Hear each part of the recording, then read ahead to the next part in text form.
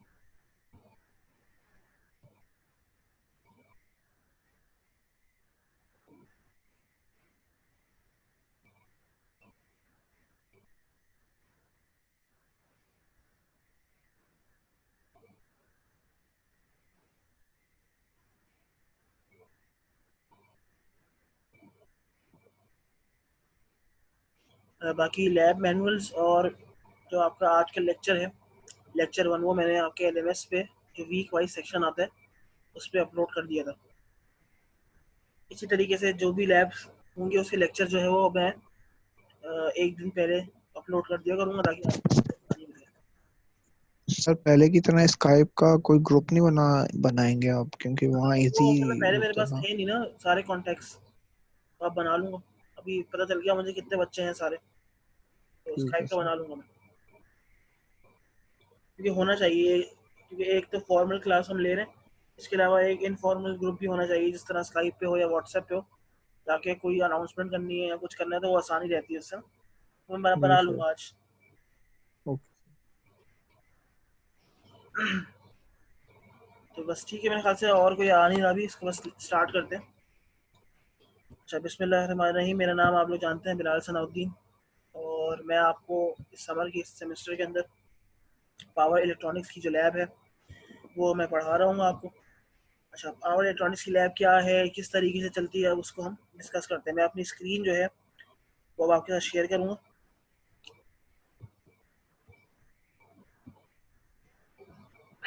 Screen आपको अगर नज़र आ रही हो तो मुझे प्लीज़ एक दफ़ा कंफर्म कर देंगे स्क्रीन नज़र आ रही है आप लोग। यस श्योर है। ठीक है। अच्छा, आप लोगों का ये बेसिकली, क्योंकि समर सेमेस्टर है तो समर सेमेस्टर के अंदर होता है इस तरीके से कि एक वीक के अंदर जो है डबल लैब्स हो रही होती हैं। डबल लैब से मतलब ये क्या है, जैसे आज लैब है मंडे को, तो थर्सडे को भी लैब होगी। इसका मतलब ये है कि पर वीक दो दो लैब्स आप लोग कवर कर रहे होंगे। नॉर्मल सेमेस्टर में पर वीक एक लैब होती है, और समर सेमेस्टर क्योंकि थोड़ा सा फास्ट होता है, पर वीक जो है इसको हम दो लैब्स कर रहे होंगे। अच्छा, इसके अलावा इसका प्री रिक्विजिट कोर्स जो आप लोग को, वो जो प्री रिक्विजिट कोर्सेज हैं जो आप लोग पढ़े होने चाहिए, वो इलेक्ट्रिकल मशीन है जो आप लोग पढ़ चुके हैं, ईसीडी भी आप लोग थर्ड सेमेस्टर में पढ़ चुके हैं, बाकी सर्किट एनालिसिस भी आप लोग पढ़ चुके हैं। तो इन तीनों प्री रिक्विजिट कोर्सेज का कुछ कुछ पोर्शन जो है वो इस लैब के अंदर अप्लाई हो रहा होगा। तो आपकी ये तीनों स्किल्स जो हैं वो अच्छे खासे स्ट्रांग होने चाहिए। और क्योंकि इसमें बेसिकली इस कोर्स के अंदर अगर इसको हम लैब के अंदर परफॉर्म करते हैं, तो जिस तरीके से ईसीडी की लैब होती है जिसमें आप सर्किट्स उस पे वेरोबोर्ड पे या ब्रेड बोर्ड पे डिजाइन करते हैं, ये बिल्कुल वैसे ही लैब है। इसके अंदर भी आपको क्या करना है, इसके अंदर भी आपको सर्किट्स ब्रेड बोर्ड पे डिजाइन करना है। बट क्योंकि अब वो काम हम लोग सॉफ्टवेयर पे कर रहे हैं, तो अब आपको वो सारे के सारे सर्किट जो हैं वो सॉफ्टवेयर पे एनालाइज करने पड़ेंगे और डिजाइन करने पड़ेंगे।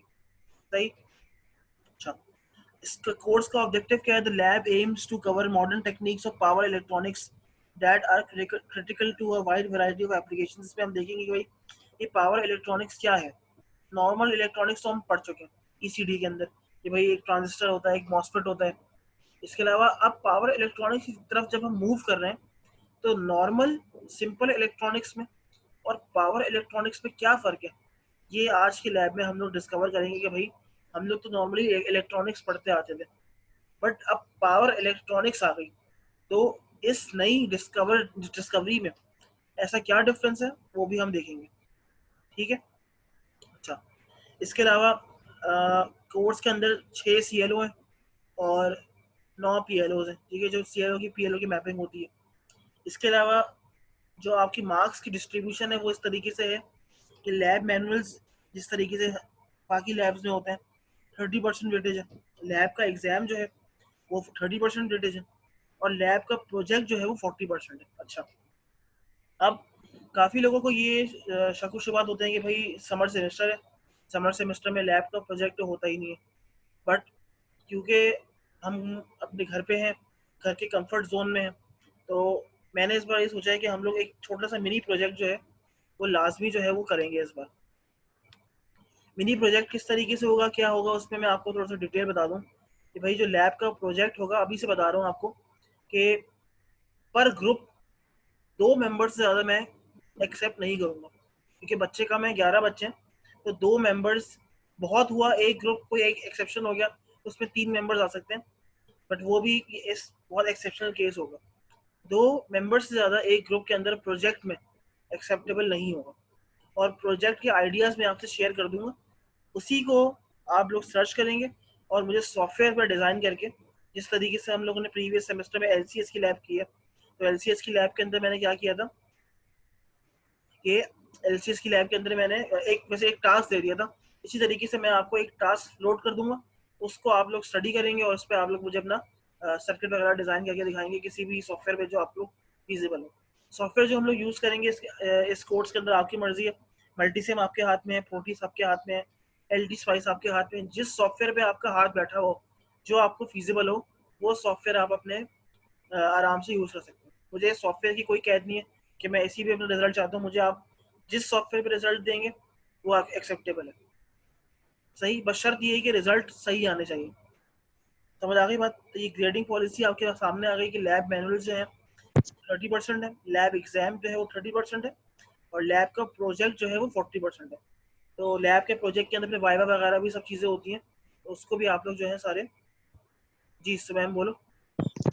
सर वो आप थोड़ा स्टार्टिंग में मतलब जल्दी ही बता दिएगा वो जो आपने आइडिया शेयर करने, मैं ताकि नेक्स्ट हम क्लास में फिर बता जल्दी। दूंगा आपको। अभी जी सर, थर्सडे जी। को हमारी क्लास है ना, उसमें मैं शेयर कर दूंगा आपसे। ओके। ठीक है।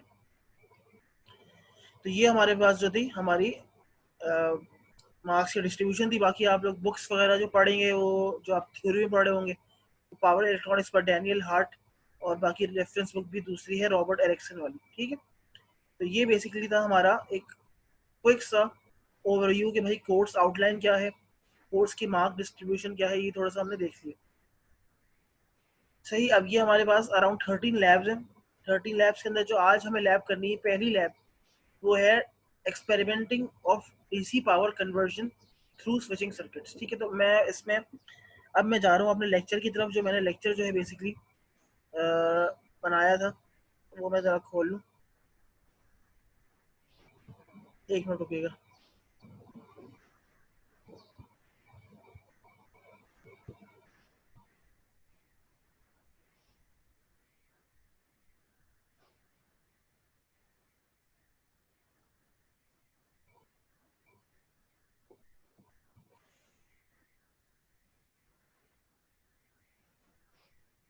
स्क्रीन नजर आ रही है?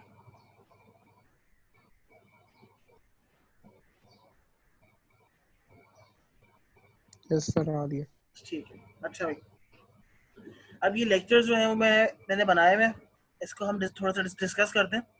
मैं आपको समझाऊंगा कि भाई इसमें किस तरीके से काम हो रहा है।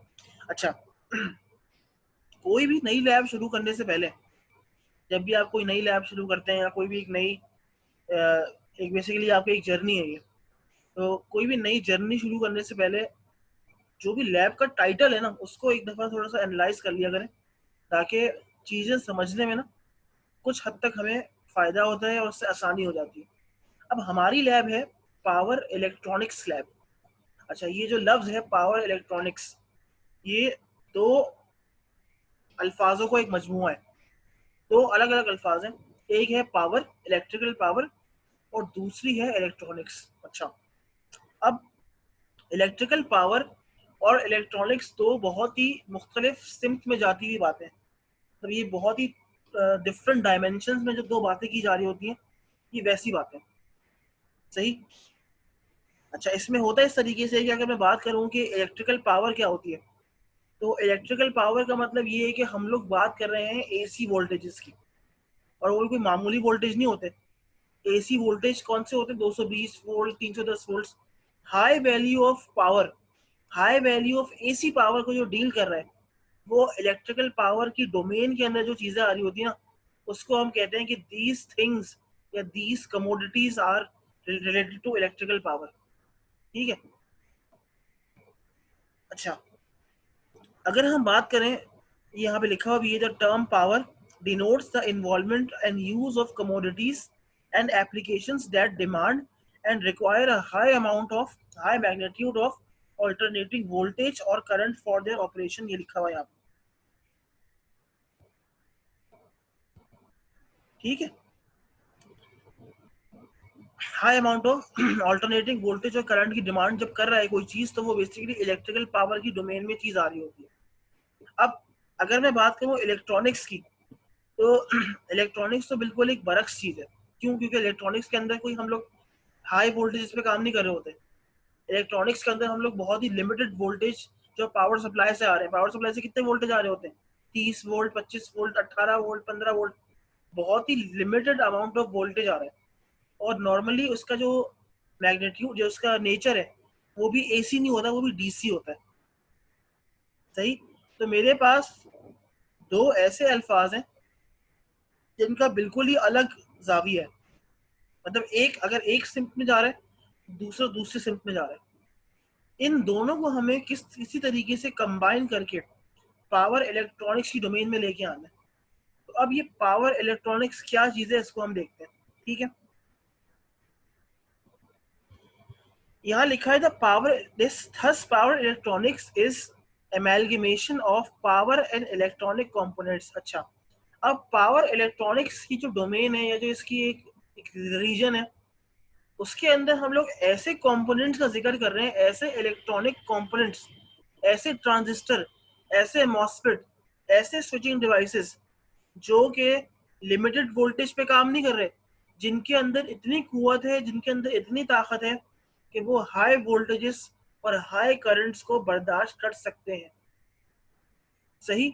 तो अगर मैं बात करूँ सिंपल इलेक्ट्रॉनिक्स जो आपने ईसीडी में पढ़ा है, तो ईसीडी के अंदर क्या पढ़ा था हम लोगों ने? एक हम लोगों ने मॉसफेट पढ़ा है ज़्यादा से ज़्यादा, और एक ट्रांजिस्टर। मॉसफेट और ट्रांजिस्टर बहुत ही लिमिटेड वोल्टेज पे काम करते हैं। अगर ज़्यादा वोल्टेज दिया तो जल जाएंगे, खराब हो जाएंगे।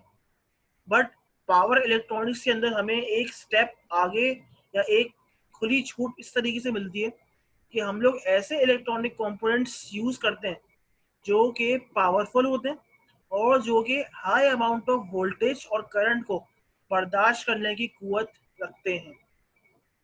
ये बात समझ आई सबको कि पावर का क्या मतलब है, इलेक्ट्रॉनिक्स का क्या मतलब है, और पावर इलेक्ट्रॉनिक्स जो एक कंबाइंड टर्म हम लोग यूज कर रहे हैं वो बेसिकली किस डोमेन में आप लोगों को लेके जा रही है।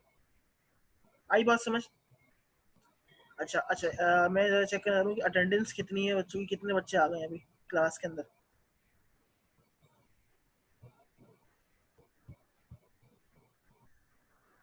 अभी हमारे पास 7 बच्चे आ गए। शर्जील है, बासित है, मुजम्मिल है, रावेल, रुताबा, सुमैम और सुंदस। ठीक है। अच्छा, ये मैं अटेंडेंस अभी ले भी रहा हूँ और एक अटेंडेंस में अभी लूँगा। अच्छा, होगा इस तरीके से कि एक अटेंडेंस में अभी लिया करूँगा शुरू में, मतलब क्लास शुरू होने के 10-15 मिनट बाद, और फिर एक अटेंडेंस लूँगा क्लास ख़त्म होने, जब क्लास ख़त्म हो रही होगी, ताकि डबल चेक हो जाए। क्योंकि देखें, वैसे तो मैं आप सबको पढ़ा चुका हूँ, मुजम्मिल को पढ़ा चुका हूँ, रावेल, आप लोग सब मुझसे पढ़ चुके हैं। बासित को भी मैंने एक कोर्स पढ़ाया है ICA का मेरे ख्याल से। शर्जील जावेद को मैंने अभी पढ़ाया है LCS। तो सबको मैं पढ़ा चुका हूँ कोई ना कोई कोर्स। बट कुछ बच्चे अभी इसमें आएंगे, नए बच्चे, जिनको मैंने मतलब आज तक उनको मैंने बाय फेस नहीं देखा। आप सबको तो मैंने बाय फेस देखा हुआ है, मैं जानता हूँ कि आप किस तरीके से परफॉर्म करते हैं, क्या करते हैं, तो मुझे थोड़ा सा आइडिया आप लोगों का है। बट कुछ बच्चे जो नए आए उनका मुझे बिल्कुल आइडिया नहीं है। कुछ मैकेट्रॉनिक्स के बच्चे हैं तो वो नए आए, पहले मैंने उनको नहीं पढ़ाया, इसीलिए मैं अटेंडेंस डबल लिया करूँगा। और कभी कभी हो सकता है, कभी कभी मैं आपसे ये भी कह दूं जिन पे मुझे थोड़ा सा शक हो रहा हो कि भाई कैमरा खोल के दिखाओ कि आप क्या वही बन रहा है, क्योंकि हो सकता है कि कोई कैमरा के पीछे कोई और बच्चा बैठा हो और अटेंडेंस गड़बड़ कर रहा हो। सही, तो इसलिए डबल चेक करने के लिए मैं अटेंडेंस 2 दफ़ा लिया करूँगा, और जिस पे मुझे थोड़ा सा डामाडोल या शक हुआ तो मैं उसकी कैमरा वगैरह खुलवा के भी चेक करवा सकता हूँ कि भाई बच्चा वहाँ पे मौजूद है या नहीं है। बस ये कि आप लोग अटेंटिव रहें, और जो मैं कह रहा हूँ, क्योंकि ये रिकॉर्डिंग आपको मिल जाएगी सारी, रिकॉर्डिंग में आपको जिस तरीके से LCS में मैं प्रोवाइड करता था यूट्यूब पे, तो वैसे ये भी मिल जाएगी आपको। तो अभी 7 बच्चे आ गए हैं 11 में से, इसका मतलब ये क्या है, अराउंड 60-70% अटेंडेंस है क्लास की। ठीक है, गुड है। ठीक है भाई, तो यहाँ तक हमने देख लिया कि मेरे पास दो चीज़ें होती हैं। एक तो हम बात कर रहे हैं इलेक्ट्रिकल पावर की। Electrical power deals with all those application and commodities that involve a high amount of voltage and power and current that is mostly alternating in nature। जबकि अगर मैं बात करूँ सिंपल इलेक्ट्रॉनिक्स की, जो आप लोग इलेक्ट्रॉनिक्स 1 या ECD कहते हैं, जिसमें जिसके अंदर हम लोग बहुत ही बेसिक इलेक्ट्रॉनिक कंपोनेंट्स की बात करते हैं, इसमें डायोड आता है, इसमें हम लोग बात करते हैं BGT की बात करते हैं, जिसमें मॉस्फेट की बात कर रहे होते हैं। तो वो बेसिकली क्या है, ऐसी इलेक्ट्रॉनिक कंपोनेंट्स हैं जो लिमिटेड पावर स्केल पे काम कर रहे हैं, जिनका वोल्टेज की रिक्वायरमेंट या वोल्टेज की डिमांड भी लिमिटेड है और करंट की डिमांड भी लिमिटेड है। अगर ज़्यादा वोल्टेज दिया उनको तो वो उसको बर्दाश्त नहीं कर पाएंगे, और इसी तरीके से क्या हो जाएगा कि वो मैल फंक्शन कर जाएंगे या जल जाएंगे। बट क्योंकि हम थोड़ा सा एडवांस कोर्स पढ़ रहे हैं पावर इलेक्ट्रॉनिक्स, तो अब हमें उन मसलों से थोड़ा सा बाहर निकलना है, और क्योंकि हमें ऐसी एप्लीकेशंस पे अब जाना है जहाँ पर हाई पावर तो होगी बट वहाँ पर इलेक्ट्रॉनिक कंपोनेंट्स के हटाकर काम नहीं हो सकता। तो अब जाहिर सी बात है ऐसे इलेक्ट्रॉनिक कंपोनेंट्स इंट्रोड्यूस करवाने पड़ेंगे जो इलेक्ट्रिकल पावर या हाई अमाउंट ऑफ वोल्टेज और करंट को भी बर्दाश्त कर सके। तो पावर इलेक्ट्रॉनिक्स का जो कोर्स है वो सारा का सारा ऐसे ही इलेक्ट्रॉनिक कंपोनेंट्स की स्टडी के बारे में है। तो इस पूरे की पूरी जो लैब है, जो आपको 13 लैब्स में पढ़ाएंगे, उसके अंदर मुख्तलिफ इलेक्ट्रॉनिक कंपोनेंट्स जो कि हाई अमाउंट ऑफ पावर पे काम कर रहे हैं, उनकी कैरेक्टरिस्टिक्स, उनकी एनालिसिस, ये सारी चीज़ें इस पे कवर हो रही होंगी। सही।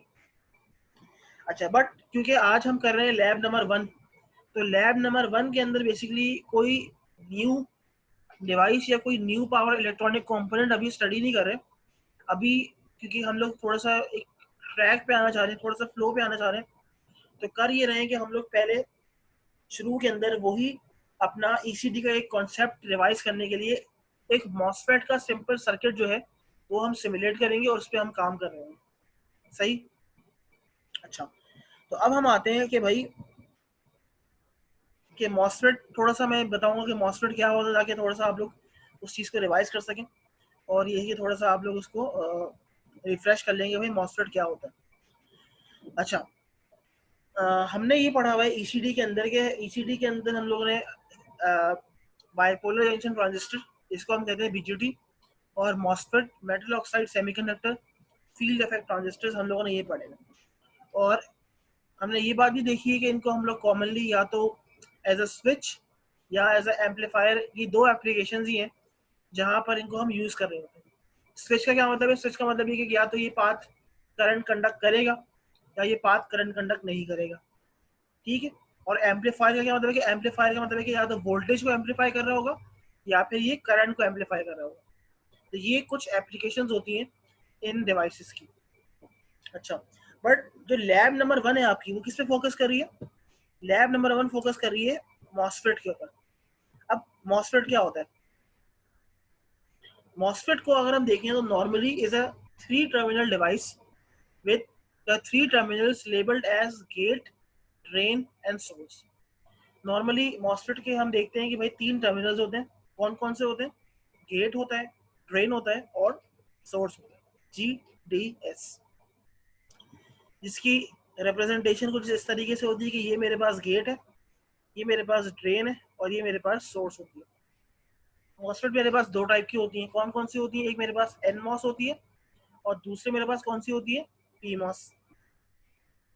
अच्छा, NMOS भी होती है और PMOS भी होती है, बट हम लोग नॉर्मली NMOS क्यों प्रेफर करते हैं या NMOS क्यों यूज कर रहे होते हैं, इसके बारे में भी हम लोग आगे आगे लैब में डिस्कस करेंगे कि भाई why do we use NMOS and why is PMOS not widely preferred या वाइडली यूज्ड। सही।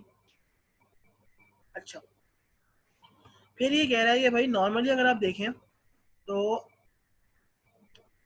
ये बताया जाता है कि मॉसफेट जो है ना, हम कह रहे हैं कि वैसे तो 3 टर्मिनल डिवाइस है, बट होते उसके असल में जो है ना 4 टर्मिनल्स हैं। कौन कौन से? गेट, ड्रेन, सोर्स और उसकी बॉडी, ठीक है। बट जो बॉडी टर्मिनल है वो सोर्स टर्मिनल के साथ नॉर्मली शॉर्टेड होता है। तो इसलिए बॉडी और सोर्स को मिला के हम एक ही टर्मिनल अज्यूम करते हैं, जिसको हम कहते हैं कि भाई ये सोर्स ही सही है, सोर्स ही कहते हैं इसको। सही। अच्छा, इसके बाद जो इनपुट टर्मिनल है वो कौन सा है? Input terminal is the gate terminal and the output current flows between the drain and the source. Input मेरे पास कौन सा होता है? गेट मेरा इनपुट है, और आउटपुट मेरा कौन सा होता है? आउटपुट मेरा ड्रेन और सोर्स के दरमियान जो करंट जा रहा है। जिस तरीके से अगर मैं बात करूँ ट्रांजिस्टर की, ट्रांजिस्टर के अंदर इनपुट कौन सा होता है? बेस। और आउटपुट कहाँ जा रहा है? कलेक्टर और इमिटर के दरमियान। इस तरीके से मेरे पास यहाँ पर इनपुट जो है वो गेट में और आउटपुट ड्रेन और सोर्स के दरमियान जो है वो फ्लो कर रहा होता है। सही।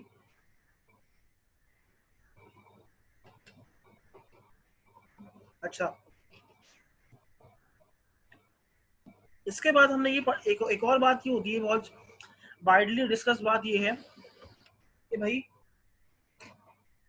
ट्रांजिस्टर जो है सिंपल बीजेटी, वो तो मेरे पास करंट कंट्रोल होता है।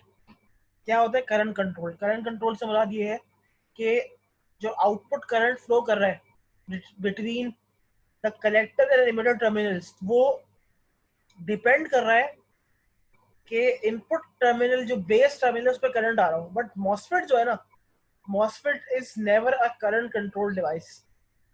हम मॉसफेट को एक वोल्टेज कंट्रोल डिवाइस कंसिडर या क्लेम करते हैं। मॉसफेट को वोल्टेज कंट्रोल डिवाइस क्लेम करने की वजह क्या है? इसकी वजह ये है कि मेरे पास जो मॉसफेट होता है ना, मॉसफेट की आर इन इनपुट रेजिस्टेंस बहुत ज़्यादा हाई होती है।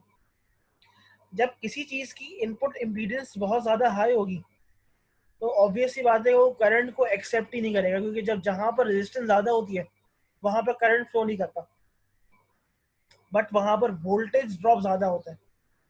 इसका मतलब ये है कि जो मॉसफेट है वो करंट के फ्लो को इनेबल ही नहीं कर रहा, वो वोल्टेज की एग्जिस्टेंस पे बता रहा है कि भाई आया आगे आउटपुट करंट जो आएगा वो डिपेंड करेगा कि मेरे पास इनपुट पे कितना वोल्टेज ज़्यादा है।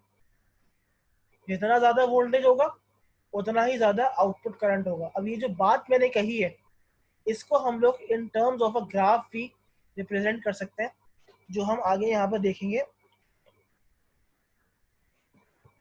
कि किस तरीके से ये ग्राफिकल बन रहा है। ये यहाँ तक सबको बात समझ आई है? कोई मसला तो नहीं? कोई मसला हो तो आप लोग क्लास के दरमियान अपना हैंड रेज करें और मुझसे पूछ सकते हैं कि सर हमें ये चीज़ समझ नहीं आई, आप हमें वापस समझाएं, या ये चीज़ समझ नहीं आई, इसको ज़रा वापस रिपीट कर दें। तो अभी तक सबको सबको क्लियर जा रहा है? कोई मसला तो नहीं है? Yes sir, clear. सही है, गुड। अच्छा, अब ये जो आपके सामने ग्राफ हमने शो किया हुआ है, ये जो आपके सामने ग्राफ नजर आ रहा है, इसको मैं थोड़ा सा बड़ा करूं, ये वाला। तो ये मेरे पास मॉसफेट का आईवी कर्व होता है। क्या होता है? Ivy curve. आईवी कर्व क्या होता है? आईवी कर्व बेसिकली मॉसफेट के डिफरेंट ऑपरेशन रीजन बता रहा होता है कि भाई मॉसफेट इस वक्त किस रीजन में है और कंडक्शन कितनी कर रहा है, करंट कितना फ्लो कर रहा है। अच्छा, मेरे पास एक्स एक्सिस पर VDS वोल्टेज है। VDS वोल्टेज क्या होता है? Drain to source voltage. और वाई एक्सिस पे मेरे पास आउटपुट करंट है, जिसको मैं कह रहा हूँ ID, drain current is my output current. ठीक है, तो ये मेरे पास वाई एक्सिस पे आउटपुट करंट आ गया और एक्स एक्सिस पे मेरे पास VDS आ गया, जो मेरे पास ड्रेन टू सोर्स वोल्टेज है। ये इनपुट वोल्टेज नहीं है। इनपुट वोल्टेज क्या? इनपुट तो मेरा गेट था। क्या था? गेट। अच्छा, इस केस में आपको एक बात याद रखनी है कि सोर्स टर्मिनल को हमेशा ग्राउंड किया जाता है। क्या किया जाता है? ग्राउंड। इसीलिए अगर मुझे कोई भी वोल्टेज लेना है तो वोल्टेज बेसिकली क्या होता है? किसी भी दो पॉइंट्स का पोटेंशियल डिफरेंस। तो जो VDS वो कह रहा है, VDS क्या है? ड्रेन और ग्राउंड के दरमियान जो वोल्टेज है उसको वो कह रहा है VDS या अप्लाइड ड्रेन वोल्टेज। इसी तरीके से जो इनपुट वोल्टेज है वो क्या कहेगा? VGS। VGS का मतलब है गेट और सोर्स। सोर्स क्या है? ग्राउंडेड है ना। तो गेट और ग्राउंड के दरमियान जो ग्राउंड की पोटेंशियल क्या होती है? 0 वोल्ट्स। तो एक ग्राउंड बेसिकली एक रेफरेंस पॉइंट है। इसका मतलब ये कि सोर्स बेसिकली मेरे पास एक रेफरेंस पॉइंट है और सारे के सारे voltage, gate voltage, drain voltage, इसकी रेफरेंस से ही मैं कंसिडर कर रहा हूँ। जी बोले। सर ये हम इनपुट और ग्राउंड तो चेंज कर सकते हैं ना, या ये फिक्स है? नहीं नहीं, मतलब अभी एक जिस तरीके से जो केस हम लोग पढ़े ना किसका, ग्राफ वाला, उस ग्राफ को समझाने के लिए हमने अभी ये अज्यूम किया हुआ है कि मैंने सोर्स को अपना ग्राउंड किया हुआ है। सोर्स टू ग्राउंड का मतलब ये कि सोर्स मेरे पास इस वक्त 0 पोटेंशियल में बैठी हुई है, 0 वोल्ट्स में बैठी हुई है। अब मुझे अगर कोई भी वोल्टेज में, जैसे मैंने कहा कि मैं VDS है, तो VDS का मतलब है कि the voltage between drain and source terminal. तो सोर्स तो ऑलरेडी 0 वोल्ट्स पे, तो जो VDS है वो एक्चुअली VD के बराबर ही है, और जो VGS है वो एक्चुअली VG के बराबर ही है, क्योंकि सोर्स मेरे पास ग्राउंडेड है या 0 वोल्ट्स पे। सही? Okay sir. ठीक है। तो अब मैंने देखा कि मेरे पास यार ये जो ID करंट है, ID करंट दो किस्म के वोल्टेज पर डिपेंड कर रही है। किस पे डिपेंड कर रही है? दो किस्म के। एक तो ID डिपेंड कर रहा है VDS पे, दूसरा ID डिपेंड कर रहा है VGS पर भी। इसका मतलब है कि इसकी डिपेंडेंस जो है वो दो मुख्तलिफ किस्म के वोल्टेज पे आ रही है। जब मैं VDS को इंक्रीज कर रहा हूँ तब भी ID इंक्रीज कर रहा है, और जब मैं अप्लाइड इनपुट वोल्टेज बढ़ा रहा हूँ तब भी इंक्रीज कर रहा है। बट फर्क ये है कि जो आउटपुट ड्रेन करंट की डिपेंडेंस है ना, वो VDS पे इतनी अच्छी नहीं है। क्यों? देखें, मैं फर्ज करें, मैं ये जो बीच वाला केस है ये वाला, इसको अज्यूम कर रहा हूँ। मैंने अप्लाइड VDS इंक्रीज किया किया किया किया किया किया ID ने अपने आप को इंक्रीज किया, बट यहां से लेकर यहां तक देखें, ये यहां पर क्या हो रहा है कि चाहे मैं कितना भी VDS इंक्रीज कर दूं, ID एक जगह आके कांस्टेंट हो गया। नजर आ रहा है? इसका मतलब ये कि ID जो है वो VDS में डिपेंड तो कर रहा है, बट यार उसकी डिपेंडेंस जो है ना वो इतनी अच्छी नहीं है। हाँ, जब मैंने अप्लाइड VGS इंक्रीज किया, ये VGS 1 है, ये VGS 2 है, कि VGS3, VGS4, VGS5, और यहाँ पर लिखा हुआ भी है कि VGS5 is greater than VGS4, VGS4 is greater than VGS3, it is greater than VGS2 और it is greater than VGS1। इसका मतलब ये है कि मेरे पास जो आउटपुट ड्रेन करंट है ID, वो अपनी डिपेंडेंस इनपुट वोल्टेज पर ज्यादा कर रहा होता है और applied drain to source voltage पर इतना डिपेंडेंट नहीं है वो। ये इस बात की जमानत है या इस बात का प्रूफ है कि मेरा मॉसफेट जो होता है ना, that is a voltage control device. क्योंकि इनपुट वोल्टेज क्या है? इनपुट वोल्टेज मेरा गेट वोल्टेज है या गेट टू सोर्स वोल्टेज, जिसे यहाँ पे हम गेट टू सोर्स भी कह रहे हैं। जितना गेट टू सोर्स वोल्टेज ज्यादा होगा उतना ही मेरे पास आउटपुट ड्रेन करंट की मिकदार या मैग्नीट्यूड ज्यादा होगा। आउटपुट ड्रेन करंट का मैग्नीट्यूड ID VDS पर भी डिपेंड कर रहा है, बट VDS ज्यादा इंक्रीज करने से मेरे पास ID जो है वो इतना एक पॉइंट पर आकर कांस्टेंट हो गया। सही। इस चीज को देखते हुए हमने ये बात डिटरमिन कर ली कि मेरे पास मॉसफेट के 3 रीजन होते हैं ऑपरेशन के। कट ऑफ, ट्रायोड, जिसको ट्रायोड को हम कहते हैं ओमिक रीजन भी कहते हैं या इसको लीनियर रीजन भी कहते हैं, और तीसरा है सैचुरेशन या एम्प्लीफिकेशन रीजन भी कहते हैं इसको। सही। कट ऑफ रीजन में कोई करंट नहीं है, ओपन स्विच, ID 0।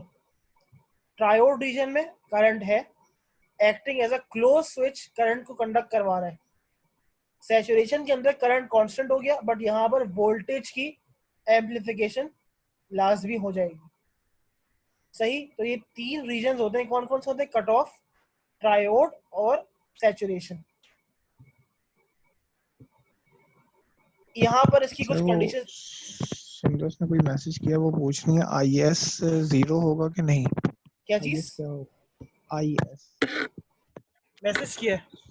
अच्छा, source current. Sorry sir, what will be IS 0? देखें, यहाँ पर अगर आप देखें, जिस तरीके से हम लोग अगर बात करते थे उसकी ट्रांजिस्टर की, तो ट्रांजिस्टर के दरमियान जो IC और IE था, कलेक्टर करंट और इमिटर करंट, बेसिकली ये जो डिवाइसेस है ना, वो बेसिकली क्या है, ये है नल, एक वाटर का टैप नहीं होता, नल का, वो है जहां पर जो वाटर का फ्लो होता है वो बेसिकली आपका आउटपुट करंट है। अब आउटपुट निकल तो कलेक्टर से रहा है, बस जा कहाँ रहा है? इमिटर में। इसलिए हम ये कहते थे कि IC और IE अप्रोक्सीमेटली बराबर होते थे।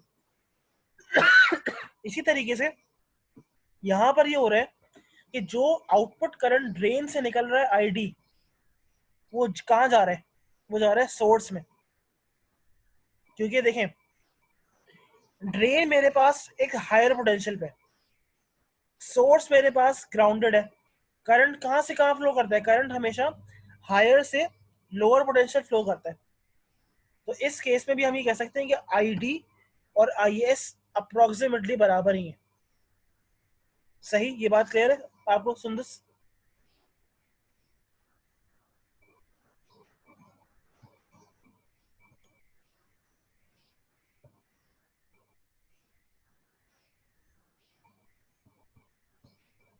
ओके, गुड, ठीक है। तो हमने यहाँ पर देख लिया कि मेरे पास 3 रीजन है। कट ऑफ रीजन है, कट ऑफ रीजन के अंदर आपने कोई भी इनपुट वोल्टेज क्या होता है? VGS। तो VGS जब 0 होगा तो जाहिर सी बात है कोई आउटपुट करंट नहीं आएगा। तो ये मेरे पास कट ऑफ रीजन है। ट्रायोड रीजन में क्या है? ट्रायोड रीजन में वो कह रहा है कि VDS is less than VGS minus VT। VT क्या होता है? Threshold voltage of a MOSFET. और सैचुरेशन में क्या होता है? VDS is greater than VGS minus VT। ठीक है। अच्छा, अब आ जाए, अब मैं आपकी लैब की तरफ मूव कर रहा हूँ, जो हमें आज लैब का टास्क करना है असल। तो अब उसकी तरफ हम लोग मूव करते हैं। अच्छा, उससे पहले क्योंकि मीटिंग का टाइम थोड़ा 5 मिनट कम रह गया, तो मैं करूँगा ये कि वापस आप लोग जाइएगा LMS पे, ठीक है? मीटिंग 5 साढ़े 4 मिनट में ख़त्म हो जाएगी। तो वापस उसी LMS के लिंक पे जाइएगा और वापस उसको क्लिक कीजिएगा, तो उसमें फिर हम लोग वापस इसी क्लास में वापस आ जाएंगे। ठीक है?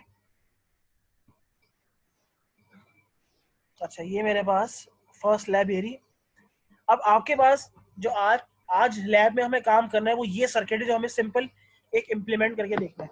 कह रहे हैं the basic DC power converter circuit is shown. अभी आपके सामने एक सिंपल सा सर्किट शोन किया हुआ है। यहाँ पर मेरे पास अभी एक स्विचिंग डिवाइस है, अभी ये मॉसफेट है, ट्रांजिस्टर अभी मॉसफेट ही है, ठीक है। मॉसफेट का गेट ये रहा, मॉसफेट का ड्रेन ये रहा, मॉसफेट का सोर्स ये रहा।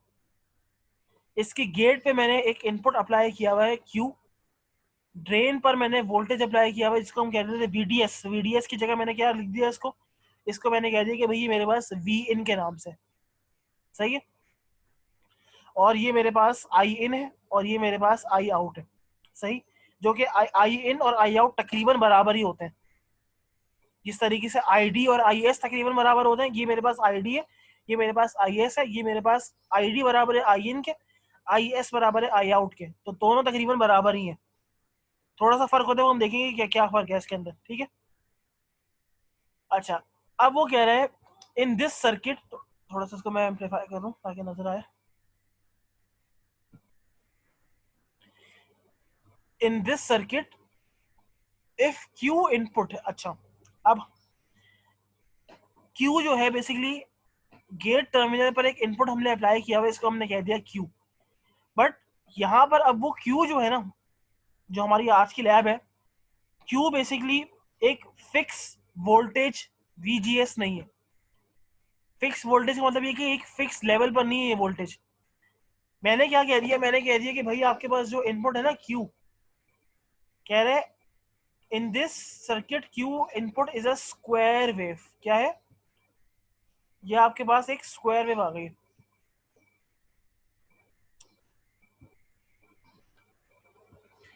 खैर यहाँ पे देखते हैं, ये मेरे पास एक स्क्वायर वेव है। अच्छा, यहाँ पर उसने एक आउटपुट रजिस्टर लगा दिया सोर्स पर, इसको हम उसने कह दिया आर आउट। इसके अक्रॉस जो वोल्टेज ड्रॉप हो रहा है इसको इसने कह दिया वी आउट, और जो इसके थ्रू करंट जा रहा है इसको कह दिया इसने आई आउट। कह रहे कि अगर आपने इनपुट Q पर एक फिक्स वोल्टेज ना दिया और एक स्क्वायर पल्स दे दी, स्क्वायर पल्स का क्या मतलब है कि स्क्वायर पल्स का मतलब है कि वोल्टेज दो लेवल्स के दरमियान फ्लक्चुएट कर रहा है। कैसे फ्लक्चुएट कर रहा है, ऐसे यहाँ बनाया हुआ है मैंने, यहाँ बनाया हुआ नहीं है, एक मिनट, यहाँ लिखा हुआ है बल्कि कि दो पावर लेवल्स हैं, या तो 1 होगा या 0 होगा, ठीक है। तो आपको पता है कि स्क्वायर वेव कैसी होती है। तो वो ये कह रहे हैं कि अगर गेट पर एक स्क्वायर वेव अप्लाई कर दी तो आउटपुट वोल्टेज, जो आउटपुट वोल्टेज वी आउट होगा ना, द एवरेज वैल्यू, उसकी एवरेज वैल्यू हम कैसे निकाल सकते हैं। उसकी एवरेज वैल्यू निकालने का तरीका ये है कि आप मल्टीप्लाई करेंगे डी को इस इनपुट वोल्टेज से। यहाँ पर डी क्या है, डी बेसिकली जो आपने क्यू स्क्वायर वेव अप्लाई की है उसकी ड्यूटी साइकिल होती है। ड्यूटी साइकिल क्या होती है, कोई मुझे बता सकता है ड्यूटी साइकिल क्या होती है? What is duty cycle? Can anybody explain me what is a duty cycle? क्या ड्यूटी साइकिल का क्या मतलब होता है? सर कितनी देर ऑन रहा है और कितनी देर ऑफ रहा है हमारा सिग्नल? वेरी गुड, इनका जवाब बिल्कुल ठीक है। ड्यूटी साइकिल का जो मतलब है वो ये होता है कि आपका अगर एक स्क्वायर वेव है, स्क्वायर वेव के अंदर आपकी कुछ टाइम के लिए वेव जिंदा होती है, कुछ टाइम के लिए वेव मर जाती है। तो हमें ये देखना है कि मेरी वेव कितने टाइम के लिए जिंदा है, ठीक है। तो हम क्या करते हैं, ड्यूटी साइकिल बराबर है T on divided by T total. अगर 50% टाइम के लिए ऑन है तो ड्यूटी साइकिल क्या होगी, 50%। अगर 75% टाइम के लिए ऑन है तो 75% ड्यूटी साइकिल होगी। तो आपने जो इनपुट स्क्वायर वेव अप्लाई की है उसकी ड्यूटी साइकिल जो भी है वो आपने यहाँ पर लिखी